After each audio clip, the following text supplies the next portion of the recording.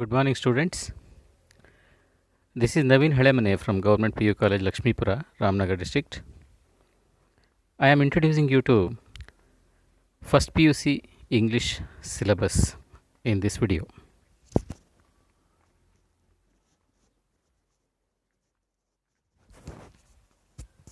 In this syllabus, you have two parts. One is workbook, which is called articulation, and another one is textbook, which is called reflections. Reflections about the society are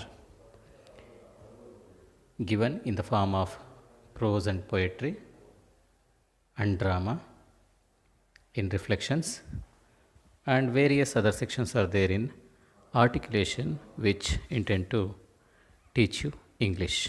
ನಿಮಗೆ ಸಮಾಜದ ಬಗ್ಗೆ ಇರುವಂತಹ ಹಲವಾರು ವಿಷಯಗಳನ್ನು ತಿಳಿಸಲಿಕ್ಕೆ ಕಥೆ, ಕವನ, ನಾಟಕಗಳ ಮೂಲಕ ರಿಫ್ಲೆಕ್ಷನ್ಸ್ ಪುಸ್ತಕದಲ್ಲಿ ಹಲವಾರು ಬರಹಗಳಿವೆ. ಅದು 13 ಯೂನಿಟ್ಗಳಿದೆ. ಇನ್ನು ಆರ್ಟಿಕ್ಯುಲೇಷನ್ನಲ್ಲಿ ಭಾಷೆಯ ವಿವಿಧ ನಿಯಮಗಳನ್ನು ತಿಳಿಸ್ತಾ ನಿಮಗೆ ಓದುವುದನ್ನು, ಬರೆಯುವುದನ್ನು ಮತ್ತು ಮಾತಾಡುವುದನ್ನು ಕಲಿಸುವಂತಹ ಒಂದಷ್ಟು ಪಾಠಗಳು ಆರ್ಟಿಕ್ಯುಲೇಷನ್ ಅಂದರೆ ವರ್ಕ್ಬುಕ್ನಲ್ಲಿ ಇದೆ. ರಿಫ್ಲೆಕ್ಷನಲ್ಲಿರುವಂತಹ ಮೊದಲನೇ ಯೂನಿಟ್ ಯೋಮೋ ಕೆನ್ಯಾಟಾ ಬರೆದಿರುವಂತಹ the gentleman of the jungle. ಇದೊಂದು ಆಫ್ರಿಕನ್ ಅಲೆಗರಿ ಅಂತಂದರೆ ಆಫ್ರಿಕಾ ಖಂಡವನ್ನು ಯುರೋಪಿಯನ್ನರು ಹೇಗೆ ತಮ್ಮಲ್ಲೇ ಹರಿದು ಹಂಚ್ಕೊಂಡ್ರು, ವಸಾಹತುಗಳನ್ನು ಮಾಡಿಕೊಂಡು ಮೂಲ ನಿವಾಸಿಗಳ ಮೇಲೆ ಹೇಗೆ ದಬ್ಬಾಳಿಕೆ ಮಾಡಿದ್ರು ಅನ್ನೋದನ್ನು ಈ ಕಥೆಯಲ್ಲಿ ನೀವು ನೋಡ್ಬೋದು. ಎರಡನೇದು ಪದ್ಯ ದ ಸ್ಕೂಲ್ ಬಾಯ್. ಇದನ್ನು ಬರೆದಿರೋದು ವಿಲಿಯಂ ಬ್ಲೇಕ್. ಇದೊಂದು critical poem on formal schooling ಅಂತಂದರೆ ಮಕ್ಕಳು ಹೊರಗಡೆ ನೇಚರ್ ಜೊತೆ ಇದ್ದಾಗಲೇ ಖುಷಿ ಇರ್ತಾರೆ, ಆದರೆ ಕ್ಲಾಸ್ ರೂಮ್ನಲ್ಲಿ ಅವ್ರಿಗೆ ಅಷ್ಟೊಂದು ಖುಷಿ ಇರೋದಿಲ್ಲ, ಅವ್ರನ್ನ ಬಂಧಿಸಿದಾಗುತ್ತೆ ಅನ್ನೋದನ್ನು ಈ ಪದ್ಯದಲ್ಲಿ ಹೇಳಲಾಗುತ್ತೆ. ಮೂರನೇದು ಅರೌಂಡ್ ಎ ಮೆಡಿಸಿನಲ್ ಕ್ರೀಪರ್. ಇದನ್ನು ಬರೆದಿರೋದು KP ಪೂರ್ಣಚಂದ್ರ ತೇಜಸ್ವಿ. ಅವರ ಪರಿಸರದ ಕಥೆ ಪುಸ್ತಕದಲ್ಲಿರುವಂತಹ ಒಂದು ಗಿಡಮೂಲಿಕೆ ಬಳ್ಳಿಯ ಸುತ್ತ ಅನ್ನುವಂಥ ಕಥೆಯನ್ನು ಇಂಗ್ಲೀಷ್ಗೆ ಅನುವಾದ ಮಾಡಿ ಇಟ್ಟಿದ್ದಾರೆ. ಒಂದು ಔಷಧೀಯ ಗುಣ ಇರುವಂತಹ ಒಂದು ಬಳ್ಳಿಯ ಬಗ್ಗೆ ಅವರು ವಿವಿಧ ಕಥೆಗಳ ಮೂಲಕ ಪರಿಚಯ ಮಾಡಿಸ್ತಾ ಹೋಗ್ತಾರೆ. ನಾಲ್ಕನೇದು ಒಂದು ಮನುಷ್ಯನ್ ಅನ್ನೋಂತಹ ಒಂದು ಸಣ್ಣ ಕತೆ. ಈ ಕಥೆಯನ್ನು ಬರೆದಿರೋದು ಮಲಯಾಳಂನಲ್ಲಿ ಮೊಹಮ್ಮದ್ ಬಶೀರ್ ಅವರು, ವೈಕಮ್ ಮೊಹಮ್ಮದ್ ಬಶೀರ್. ಒಳ್ಳೆಯದು ಮತ್ತು ಕೆಟ್ಟದ್ರ ಮಧ್ಯೆ ನಾವು ಹೇಗೆ ವ್ಯತ್ಯಾಸವನ್ನು ಕಂಡುಕೋಬೇಕು ಅನ್ನೋ ಬಗ್ಗೆ ಈ ಕಥೆ ಇದೆ. ಐದನೇದು ಮನಿ ಮ್ಯಾಡ್ನೆಸ್. ಇದೊಂದು ಪದ್ಯ.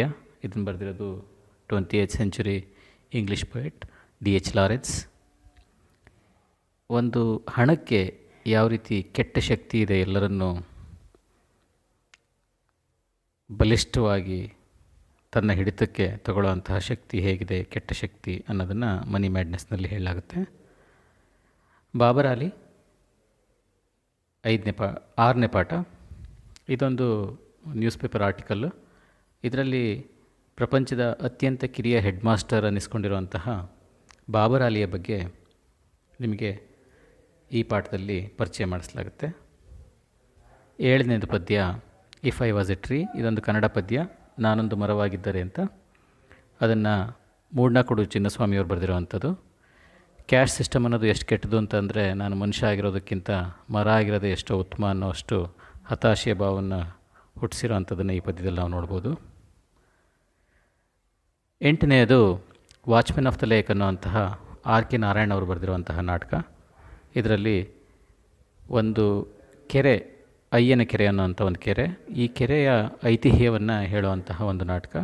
ಇದರಲ್ಲಿ ಪರಿಸರ ಮತ್ತು ಮನುಷ್ಯನ ಮಧ್ಯೆ ಇರುವಂತಹ ಸಂಘರ್ಷ, ಯಾರ್ದು ಮೇಲ್ಗೈ ಆಗುತ್ತೆ ಅನ್ನೋವಂಥದ್ದನ್ನು ಈ ನಾಟಕದಲ್ಲಿ ನೋಡ್ಬೋದು. 9ನೆಯ ಪದ್ಯ ತೆಲುಗು ಪದ್ಯ. ಇದೊಂದು ದ ಫಾರ್ಮರ್ಸ್ ವೈಫ್. ಇದರಲ್ಲಿ ಒಬ್ಬ ಸುಯಿಸೈಡ್ ಮಾಡ್ಕೊಂಡಿರುವಂತಹ ರೈತ, ಆತ್ಮಹತ್ಯೆ ಮಾಡ್ಕೊಂಡಿರುವಂಥ ರೈತನ ಹೆಂಡತಿ ಮತ್ತು ಅವನ ಮಕ್ಕಳ ನೋವು ಎಂಥದ್ದು ಅನ್ನೋದನ್ನು ನಾವು ನೋಡ್ಬೋದು. ಮುಂದಿನ ಪಾಠ 10ನೇ ಪಾಠ ಫ್ರೆಡ್ರಿಕ್ ಡೋಗ್ಲಾಸ್ ಅನ್ನುವಂತಹ ಒಬ್ಬ ಅಮೇರಿಕನ್ ಗುಲಾಮನ ಕತೆ. ಯಾವ ರೀತಿ ಹಿಂಸೆಯನ್ನು ತನ್ನ ಒಡೆಯರು ಕೊಡ್ತಾಯಿದ್ರು ತನ್ನ ಬಾಲ್ಯದಲ್ಲಿ, ಅವನ್ನೆಲ್ಲ ಮೆಟ್ಟಿ ನಿಂತು ಹೇಗೆ ನಾನು ಆಚೆ ಬಂದೆ ಅನ್ನೋಂಥದ್ದನ್ನು ಫ್ರೆಡ್ರಿಕ್ ಡೋಗ್ಲಾಸ್ ಹೇಳ್ತಾನೆ. ಮುಂದಿನ ಪದ್ಯ ಅರುಣ್ ಕೋಲಟ್ಕರ್ ಬರೆದಿರುವಂತಹ ಅನ್ ಓಲ್ಡ್ ವುಮನ್ ಅಂತ. ಇದರಲ್ಲಿ ಒಬ್ಬ ಸ್ವಾಭಿಮಾನಿ ಮುದುಕಿ ಯಾವ ರೀತಿ ತನ್ನ ಜೀವನಕ್ಕೆ ತನ್ನ ಶಕ್ತಿಯನ್ನೇ ನೆಚ್ಕೊಂಡಿದ್ದಾಳೆ, ಯಾರ ಮೇಲೂ ಕೂಡ ಡಿಪೆಂಡ್ ಆಗಿಲ್ಲ ಅನ್ನೋದನ್ನು ನಾವು ನೋಡ್ಬೋದು.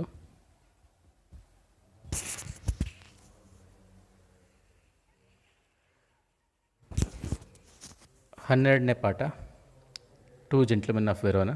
ತುಂಬ ಚಿಕ್ಕ ವಯಸ್ಸಿಗೆ ತುಂಬ ದೊಡ್ಡ ಜವಾಬ್ದಾರಿಯನ್ನು ಹೊತ್ಕೊಂಡು ಯಾರಿಂದನೂ ಕೂಡ ಹೇಳಿಸ್ಕೊಳ್ದೇನೆ ಸ್ವತಂತ್ರವಾಗಿ ಬದುಕ್ತಾ, ಜೊತೆಗೆ ಕಷ್ಟಪಟ್ಟು ದುಡಿತಾ ಇರುವಂತಹ ಇಬ್ಬರು ನಿಜವಾದ ಜೆಂಟ್ಲ್ಮನ್ಗಳ ಬಗ್ಗೆ ಇರುವಂತಹ ಒಂದು ಸುಂದರ ಕಥೆ. 13ನೇ ಮತ್ತು ಕೊನೆಯ ಯೂನಿಟ್. ಇದೊಂದು ಉರ್ದು ಗಜಲ್, ಪಾಕಿಸ್ತಾನಿ ಕವಿ ಫಯಾಜ್ ಅಹಮದ್ ಫಯಾಜ್ ಬರೆದಿರುವಂತಹ ಒಂದು ಗಜಲ್. ಅದರ ಇಂಗ್ಲೀಷ್ ಅನುವಾದ ನಿಮಗಿಲ್ಲಿದೆ. ಇದರಲ್ಲಿ ಪ್ರೀತಿ ಮತ್ತು ಜೀವನದ ಸತ್ಯಗಳ ನಡುವೆ ಇರುವಂತಹ ತಾಕಲಾಟಗಳ ಬಗ್ಗೆ ಒಂದು ಗಜಲ್. ಇನ್ನು ಗ್ರಾಮರಿಗೆ ಬಂದರೆ, ಆರ್ಟಿಕ್ಯುಲೇಷನ್ ಅನ್ನೋವಂಥ ಪುಸ್ತಕದಲ್ಲಿ ನಿಮಗೆ ಸಿಗುವಂತಹ ಟಾಪಿಕ್ಸ್ ಹೀಗಿದೆ.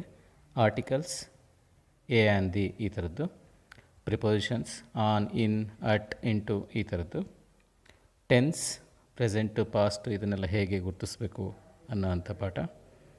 ಸಬ್ಜೆಕ್ಟ್ ವರ್ಬ್ ಅಗ್ರಿಮೆಂಟ್, ಸಬ್ಜೆಕ್ಟ್ ಕರ್ತೃ ಹೇಗಿದ್ದಾನೆ ಅಂತ ಅನ್ನೋದನ್ನು ನೋಡಿಕೊಂಡು ಅದರ ಕ್ರಿಯಾಪದಗಳು ಹೇಗೆ ಬದಲಾಗ್ತವೆ ಅನ್ನೋದನ್ನು ಕಲಿಯುವಂಥದ್ದು. ವರ್ಡ್ ಆರ್ಡರ್, ಯಾವ ಪದ ಆದಮೇಲೆ ಯಾವ ಪದ ಬಂದರೆ ಅದು ಒಂದು ಮೀನಿಂಗ್ಫುಲ್ ಸೆಂಟೆನ್ಸ್ ಆಗುತ್ತೆ ಅಂತ ಕಲಿಸೋವಂಥ ಎಕ್ಸಸೈಸ್ಗಳು. ಕ್ವಶನ್ ಫಾರ್ಮ್ಸ್, ಪ್ರಶ್ನೆಗಳನ್ನು ಕೇಳೋವಂಥದ್ದು.